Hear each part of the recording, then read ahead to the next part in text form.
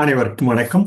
அகத்தவம் ஆண்டின் ஒவ்வொரு நாளும் ஜனவரி 13ஆம் தேதி எம் சலன் அவர்கள் புக் ஆஃப் மெடிடேஷன் என்ற அந்த நூலில் என்ன பயின்றுள்ளார் என்பதனை காண்போம்.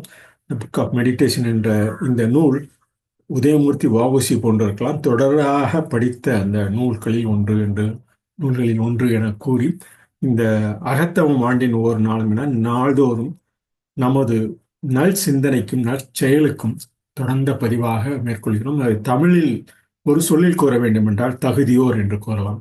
தகுதியோர் தங்கள் எண்ணங்களை தூய்மைப்படுத்துகிறார்கள். ஒவ்வொரு நாளும் புதிய பிறப்பு, புதிய தொடக்கங்கள், புதிய வாய்ப்புகள், புதிய இலக்கு அடைதல்களை அடைதல்களை உடைமையாக்குங்கள்.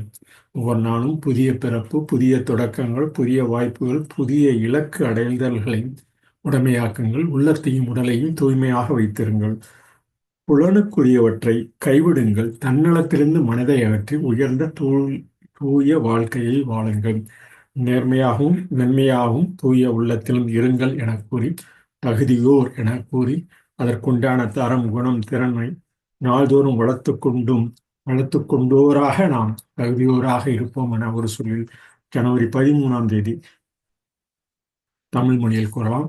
What he says in English, in a single word we can say in acrostic voice. We can say wavelength intuitive success existence. Wavelength intuitive success existences is voice, we can say it in acrostic. Voice purify their thoughts. Every day is a new birth in time, holding up new beginnings, new possibilities, new achievements. Be chaste in mind and body. Abandon sensual pleasures. Purge the mind of selfishness and live a life of exalted purity. Be upright, gentle, and pure-hearted. What he says on January 13th in English, we can say it in acrostic voice. Wavelength intuitive success existence.